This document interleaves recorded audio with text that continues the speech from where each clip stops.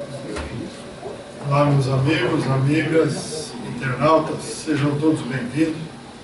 Nós vamos dar continuidade ao estudo Parábolas e Ensinos de Jesus. Este livro foi escrito pelo nosso patrono Caimar Schuttel em 1928. Hoje vamos à parábola dos dois filhos. Diz o Evangelho segundo Mateus, capítulo 21, versículo 28 a 31. Um homem tinha dois filhos. Chegando ao primeiro filho, disse: Filho, vai trabalhar hoje na minha vinha. Ele respondeu: Irei, Senhor. E não foi. Chegando ao segundo, disse-lhe o mesmo. Porém este respondeu: Não quero. Mais tarde, tocado de arrependimento, foi. Qual dos dois fez a vontade do Pai? Responderam eles: O segundo. Declarou-lhes Jesus: Em verdade vos digo que os publicanos e as meretrizes entrarão primeiro que vós no reino de Deus. Bravo, hein? Todo mundo pensou assim também, né? É? Todos nós aqui pensando assim também. Ninguém fez. Então vamos ver o que ele explica a respeito disso aqui. E se nós formos só na letra, já vamos ficar de cabelo em pé, né? Então vamos ver o que Caimar explica a respeito. Então essas duas personalidades revelam perfeitamente as suas qualidades em suas palavras e ações. O primeiro convidado, o primeiro filho, pelo pai, a trabalhar na sua vinha, disse que ia, mas não foi. O segundo disse que não ia, mas foi. O primeiro é a personificação da crença. Acredito, mas não tem obra em nada. Ah, eu acredito em Deus, eu acredito no Cristo. Mas o que você faz para provar tudo isso? Nada. Morreu. Está aí, ó. A fé sem obra é morta. Paulo já disse isso. Está aqui o que o Cristo disse, é a mesma coisa. Então não adianta falar, eu acredito, só para iludir aqueles que estão à sua volta. E ele continua aqui agora dizendo o seguinte: o segundo é o tipo do homem inteligente, que, negando seu trabalho espiritual, depois de haver raciocinado e tirado suas conclusões, transformou o não em sim. Não com a palavra abstrata, a crença, a obediência cega, mas por um esforço intelectual e pelas obras que deliberou fazer, trabalhando na vinha. Quais as obras que nós, que nos dizemos cristãos, que nos dizemos seguidores da doutrina espírita, que entregou o futuro nas nossas mãos, quais obras estamos realizando? Que caminho estamos seguindo? O que nós estamos preparando para a nossa volta ao mundo espiritual, à pátria espiritual? Mala vazia ou mala repleta de realizações? Falando de coisas morais e de coisas caritativas, porque caixão não tem gaveta, ninguém leva nada daqui. Eu vou bater sempre em cima disso. Vocês já foram o mundo inteiro, eu também. Alguém viu um caixão com gavetinha levando dinheiro, levando joia, levando títulos, levando posições sociais? Não, ninguém leva nada. O que nós vamos levar é aquilo que nós preparamos e aquilo que nós fazemos em prol do próximo, de acordo com o ensinamento do Mestre. Amor a Deus e amor ao próximo. É o que ele diz aqui. Que decisão estamos tomando? Continuando. Ensina esta parábola que a vontade de Deus é que trabalhemos não só em proveito nosso, mas em proveito dos nossos semelhantes. Ao passo que não é vontade de Deus acreditarmos, cremos sem trabalho, isto é, cegamente, sem obra. A fé sem obra é morta. Paulo de Tarso, repito, deixa isso muito claro. A crença cega é a crença dos anciãos do povo, dos velhos rotineiros, dos sacerdotes, pois estes são eles que Jesus disse que os publicanos e as meretrizes lhes eram ainda superiores. Tanto assim que os precederiam no reino dos céus. A parábola, na parte que se refere ao filho que disse, irei, mas não foi, entende-se também como esses anciãos e sacerdotes que, assumindo a tarefa de guiar para a verdade os moços e os que lhes estão sujeitos, se mantêm no exclusivismo condenável, apagando até das almas alguma centelha de fé que lhes foi doada. É comum nós vermos isso, meus amigos e amigas, em todas as religiões, inclusive aqui conosco no Espiritismo. Falar, da boca para fora, é muito comum em todos os lugares. Mas arregaçar as mangas e trabalhar em prol do próximo, são poucos os que fazem isso. Ou eu estou iludido aqui, eu estou falando uma mentira para vocês. Estou trazendo para nós refletirmos uma mentira. Haja vista essas ilusões que nós vemos nas religiões aí, nas televisões, que fazem um monte de espertezas para ganhar dinheiro, para ganhar isso, ganhar aquilo, e como se Deus fizesse permuta, fizesse troca, fizesse barganha. Não tem barganha, não tem troca. Ou é ou não é. O Deus não tem troca, não. Eu vou dar isso porque aí vem o dobro. Não. Se nós não merecermos, nós não vamos ganhar nada. Para merecer, nós temos que trabalhar como? De acordo com o universo. Paz, amor, harmonia e equilíbrio, dando de nós o melhor que nós temos. Isso está muito claro aqui. E aí Caibar conclui dizendo o seguinte: enfim, aquele filho que tardou e disse que não ia, mas foi, entende-se como esses publicanos e meretrizes que demoram, como é sabido, mas afinal mudam de vida e se tornam, as mais das vezes, grandes obreiros da seara de vida. Não é verdade? Nós tivemos Madalena. Acabamos de falar. Tivemos Madalena, gente. Vamos aí nos ensinamentos dos evangelhos. E nós estamos esperando o quê? Depois de 10.000 reencarnações, né? Depois de 10.000 reencarnações, ou até mais, pressupõe-se que 10.000 só aqui no reino nominal. O que nós estamos fazendo?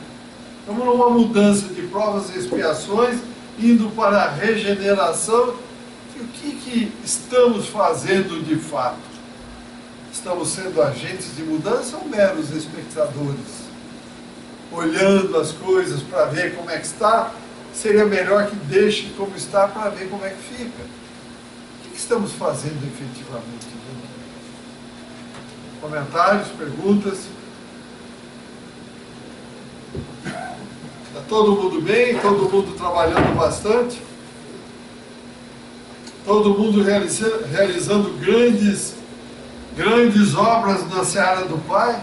Se morremos todos agora, qual vai ser a nossa reação do lado de lá? Como é que seremos acolhidos? Grandes trabalhadores ou grandes enganadores? Ainda tem um terceiro tipo de pessoa. Oi? Ainda tem um terceiro tipo Tem o terceiro tipo de pessoa. A que não tem fé, mas faz a obra do Pai como se tivesse fé. Esse tem fé, né? Esse tem fé. Ele só não diz que tem, mas tem. Porque se não tivesse, ele não vai. Faria. Eu conheci pessoas assim.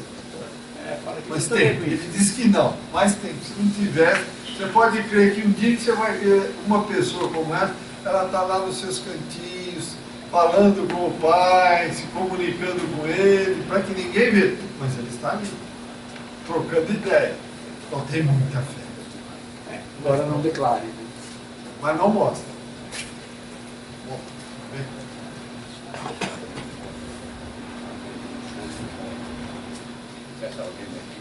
Deixaram numa moto a chave do contato CE 160. Fã, é isso? É, CG. É CG. Tá, fã. Está na rua, a moto está na rua. Chegou seu presente. Então, meus amigos, comentários aí, vamos trocar ideia. Não precisaria nem fazer grandes obras, né? Não, dentro não. das possibilidades e do enquadramento de cada um. Mas se ele fizer as obras pequenas, mas constantes, com fidelidade, com perseverança, Está resolvido. está resolvido o problema dele, né? É bem lembrado pelo Beli, nós não estamos falando aqui, nós precisamos pegar o nosso salário, pegar tudo que nós ganhamos e esquecer a família e fazer o bem para terceiro. Não, Não é isso que o mestre Não. pediu. A família já é um encargo, já é algo que nós temos grande responsabilidade. Temos que tratá-la com muito amor e com muito carinho, mas dentro dos ensinamentos do mestre. Agora, fora disso, o que nós estamos fazendo? Ah não, eu já trabalho com a minha família, já está muito bom, não quero saber de mais nada. É isso.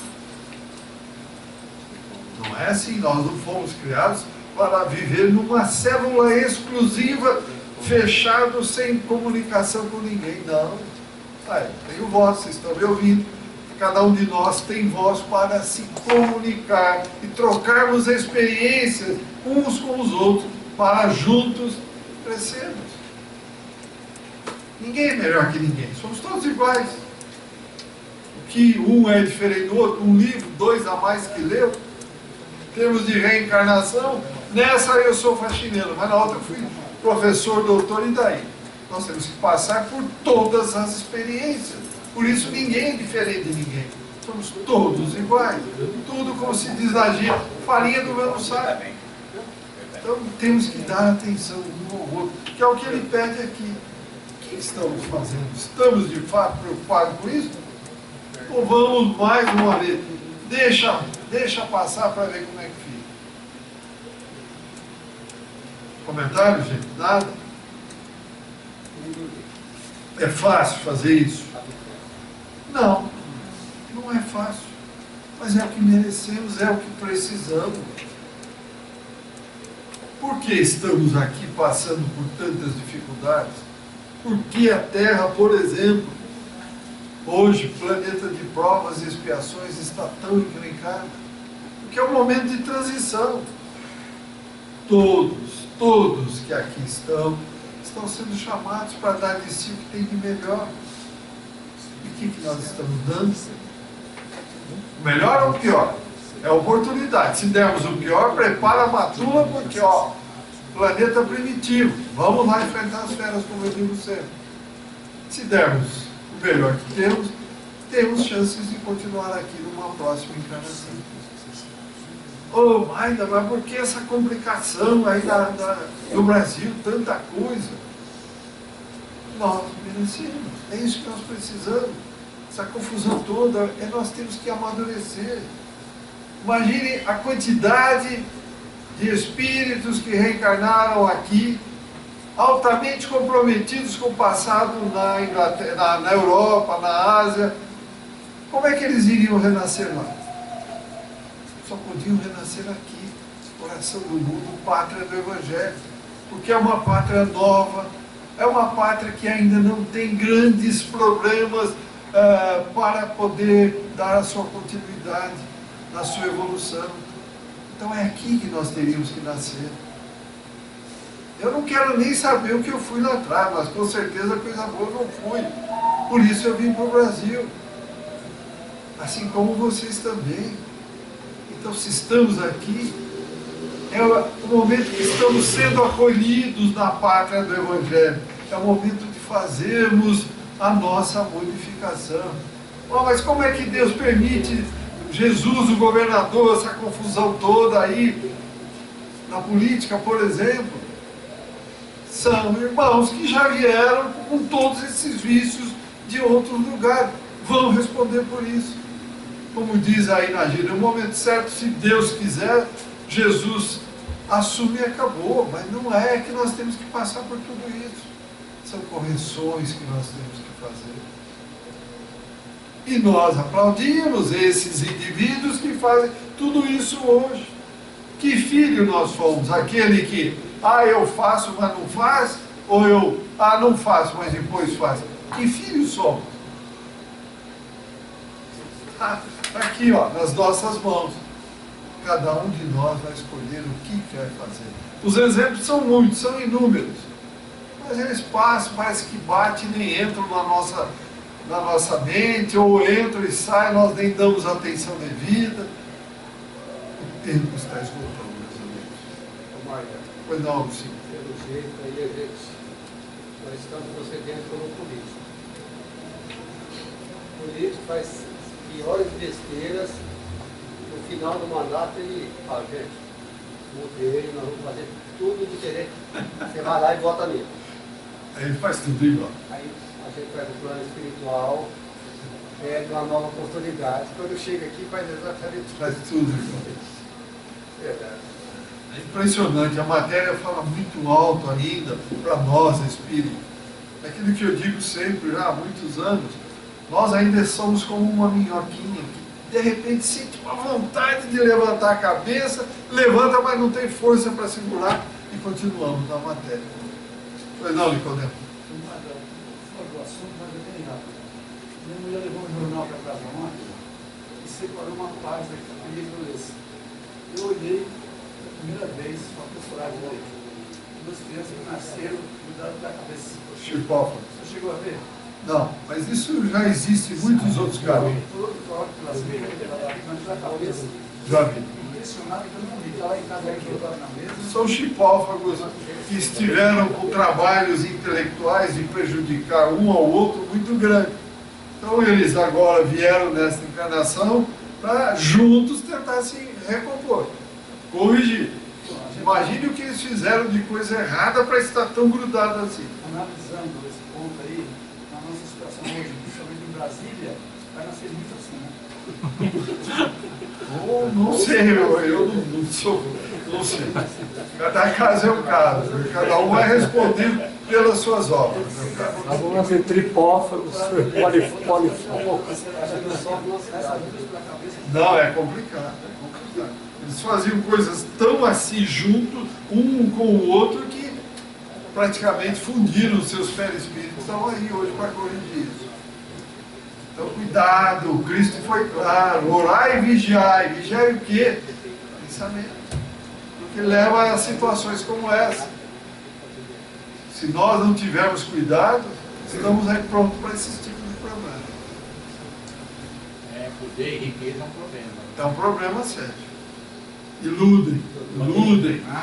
Podem ter sido também inimigos terríveis, mortais, né? E agora Vem aí junto cabeça aí. junto agora vamos corrigir essa loucura que nós tivemos aí. Não é fácil. Aqui é uma escola, gente. Não podemos esquecer isso. Tudo que nós jogamos para o universo, que é paz, amor, harmonia, equilíbrio, ele joga de volta para nós. Eu jogo coisa boa, vou receber coisa boa. Eu jogo porcaria, vou receber porcaria, ué. Depende de mim. Então esses dois aí jogaram, sei lá, que monte de porcaria para o universo. As leis são implacáveis, elas descem para valer. Não tem jeitinho.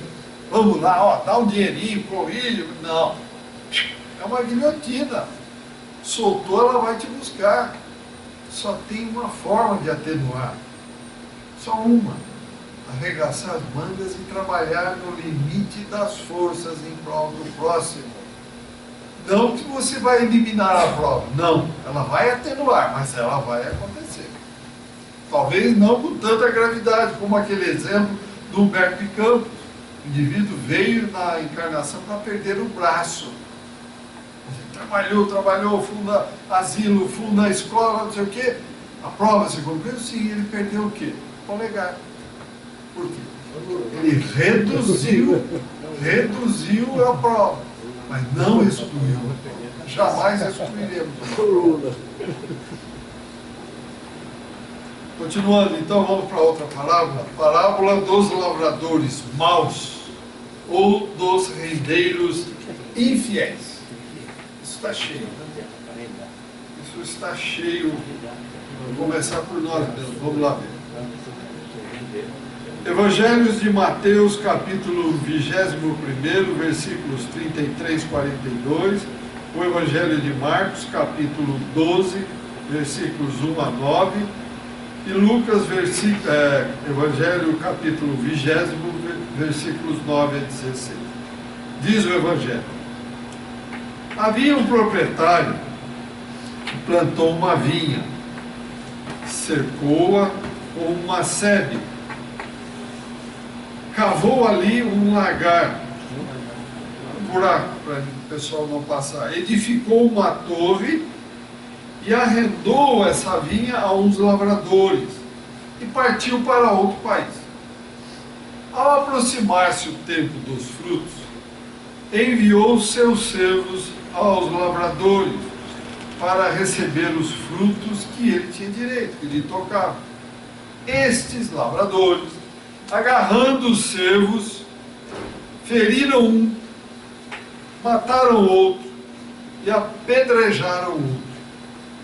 Enviou ainda outros servos em maior número e trataram-nos do mesmo modo. Por último, o lavrador, o proprietário, enviou-lhes o seu filho, dizendo: terão respeito ao meu filho. Mas os lavradores, vendo-o, disseram entre si: este é o herdeiro, vinde, matemo-lo e apoderemo-nos da sua herança. E agarrando-o, lançaram-no fora da vinha e mataram-no. Quando, pois, vier o senhor da vinha, que fará aqueles lavradores? Responderam: fará perecer horrivelmente a esses malvados, e arrendará a vinha a outros, que lhes darão os frutos no tempo próprio. Vamos ver o que diz tudo isso aqui, gente? A parábola é a prova da inigualável presciência do Filho de Deus, assim como é a magistral sentença que se havia de cumprir no nosso século contra os rendeiros infiéis que têm devastado a nossa seara. Um proprietário plantou uma vinha, cercou-a com tapume, feito de ramos e troncos de árvore, assentou o local com todos os apetrechos para a fabricação do vinho, edificou uma torre, um grande edifício com proteção para prever os ataques e mandar de volta os ataques inimigos. De maneira que a fazenda estava completa, tudo preparado, terras de sobra, parreiras em grande quantidade, lagar, tanques, tonéis, tudo o que era preciso para a fabricação do vinho. Casa de moradia com toda a comodidade e conforto, mas tendo de ausentar-se o proprietário, arrendou a propriedade aos lavradores.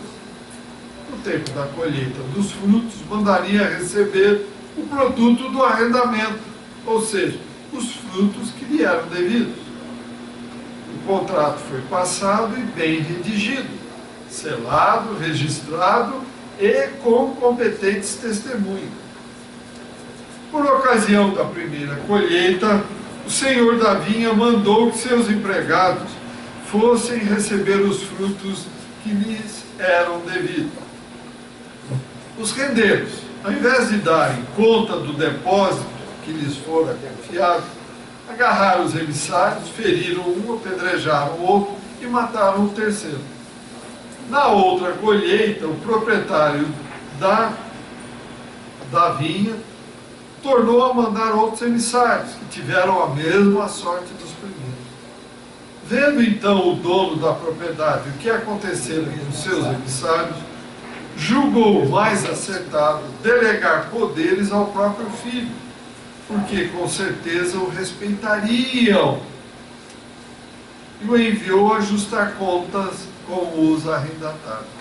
Mas os lavradores, em vendo chegar à propriedade, o filho, combinaram entre si e deliberaram matá-lo, porque diziam: este é o herdeiro, vinde, matemo-lo e apoderemo-nos da sua herança.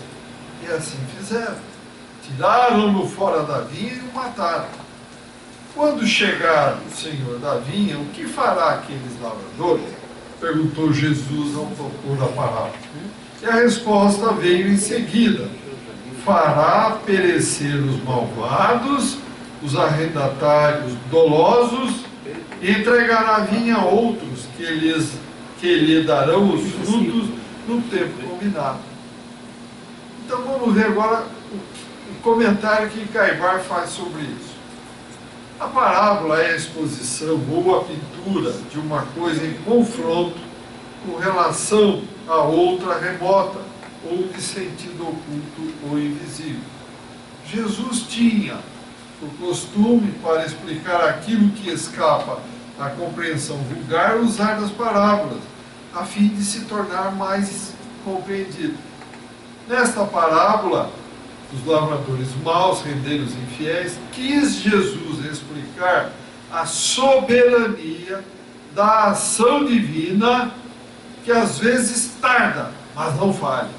E quis ainda mostrar a seus discípulos quem são os lavradores que prejudicam a sua seara. O que é a seara que o Cristo usa aqui na parábola? Nós, a humanidade. O proprietário, Deus. A vinha que ele plantou, a religião. O lagar são os meios de purificação espiritual que ele concede. A casa que edificou é o mundo. Os lavradores que arrendaram a lavoura, os sacerdotes de todos os tempos, desde os antigos, que sacrificavam o sangue dos animais, até os nossos contemporâneos. Os primeiros servos que foram feridos, apedrejados e sacrificados, quem foram? Os profetas da antiguidade, que passaram por duras provações. Elias, Eliseu, Daniel, que foi posto na cova dos leões. O próprio Moisés, que sofreu com os sacerdotes do faraó e com os israelitas fanatizados, chegaram a fundir um bezerro de ouro para adorar contra a lei do Senhor. Depois veio João Batista, que foi degolado, e depois outros servos que passaram pelos mesmos sofrimentos dos primeiros apóstolos e profetas, como Estevão, que foi lapidado, Paulo, Pedro, João, Tiago, que sofreram martírios, e todos os demais que não têm acompanhado as concepções sacerdotais. Esses foram os primeiros que foram lá receber os frutos que Deus mandou. O filho do proprietário que foi morto, é difícil de saber, né? Quem foi? Jesus. Se apossaram da sua herança é Jesus Cristo, Senhor nosso, que sofreu o martírio ignominioso da cruz. Eu diria que nós o assassinamos friamente. E de acordo com as previsões da parábola, os tais sacerdotes se apossaram da herança com a qual se locupletam fartamente, deixando a seara abandonada e a vinha sem frutos para o proprietário. Nas condições em que se acha a seara, a humanidade, poderá o Senhor deixar a sua vinha entregue a essa gente, a esses rendeiros inescrupulosos e maus? Estamos certos de que se cumprirá brevemente a última previsão da parábola. O Senhor tomará a vinha desses malvados e a arrendará a outros, que lhe darão os frutos do tempo próprio. Então veja, como a gente precisa tomar cuidado ao ler uma parábola. Pegar o livro aí, a Bíblia, e começar a ler, vai lendo, como um romance, é perda de tempo. Não vamos guardar absolutamente nada e não vamos entender nada.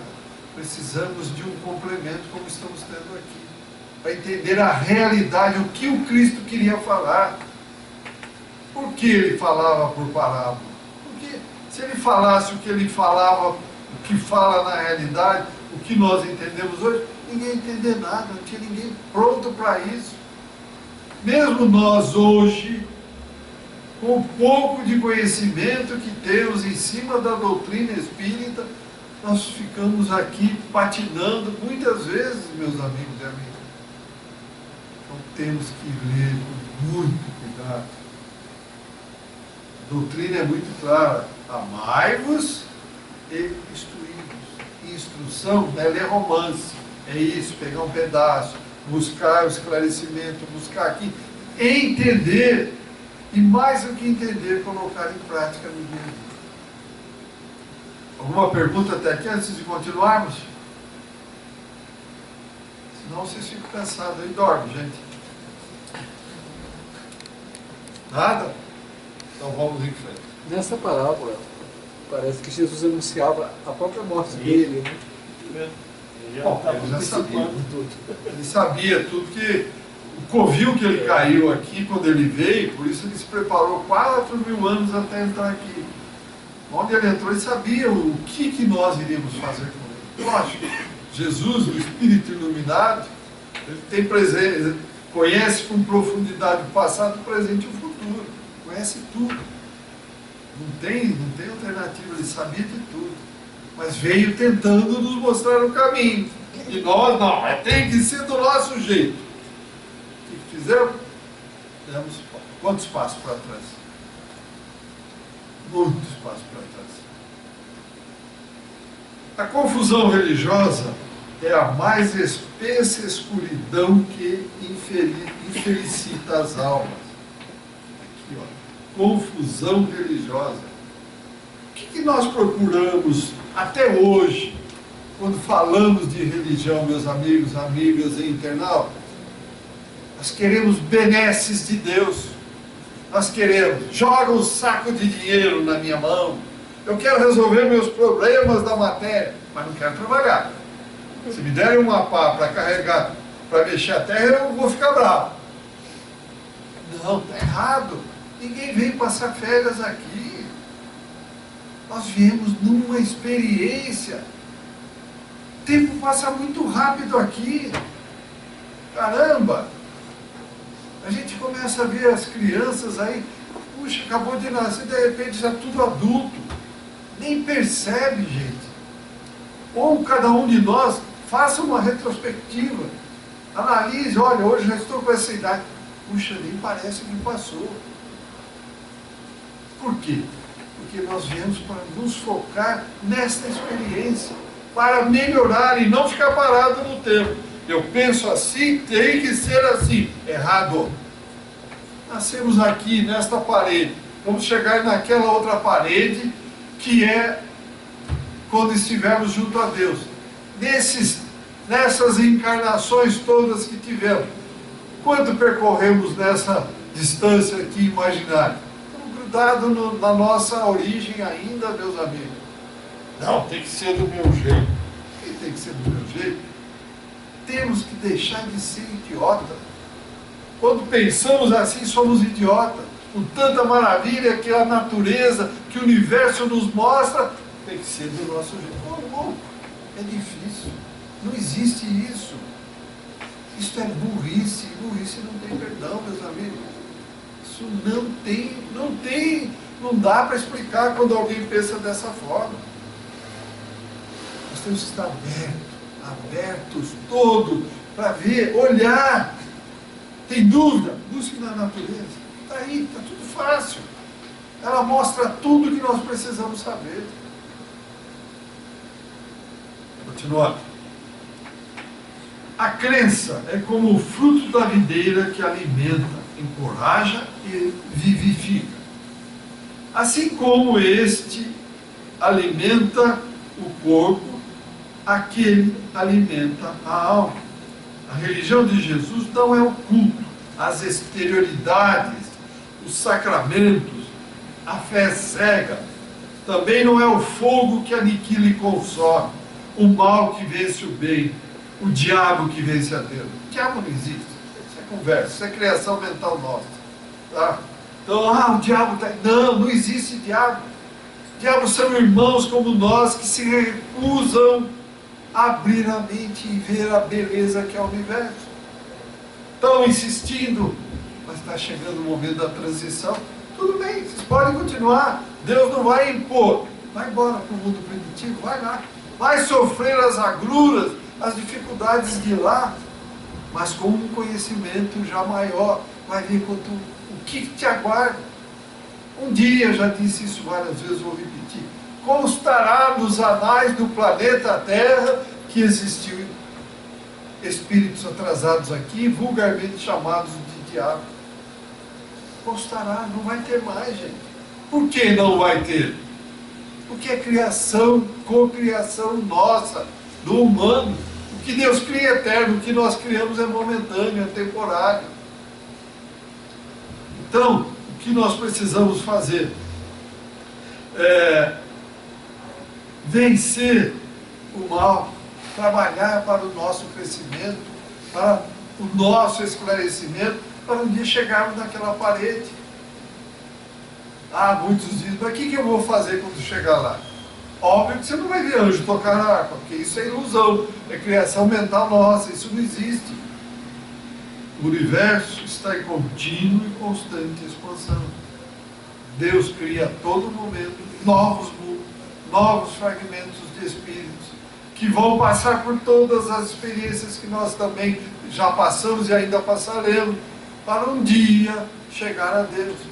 O universo não tem fim. E aí? Então por que nós vamos para lá? Para quê? Um dia receberemos, como Cristo recebeu, uma nuvem de gás incandescente para criar um mundo e ser o governador dele. Então passaremos pelas mesmas experiências do Cristo, morreremos na cruz? Provavelmente. Depende do que vai acontecer daqui para frente. Mas para que tudo isso? Comentários, perguntas, meus amigos? Então vamos aqui só para encerrar hoje. A religião de Jesus é o bálsamo que suaviza, é a caridade que consola, é o perdão que redime, é a luz que ilumina, não é o aniquilamento, mas a vida, não é o corpo, mas sim o espírito. Tudo que Jesus falou, não falou nada sobre a terra. O universo é composto, Deus, Espírito e matéria. Deus criou o Espírito para interagir na matéria, desenvolver para um dia retornar a Ele. Então, matéria é temporária. Para nós é temporário. Está em nossas mãos. Vamos assimilar o que o Cristo veio ensinar ou não vamos? Está nas nossas mãos. Alguma pergunta, algum comentário? Então, no próximo encontro, nós continuaremos essa mesma parábola dos lavradores maus ou dos rendeiros enfermos. Obrigado a todos, saúde, paz e até o próximo encontro.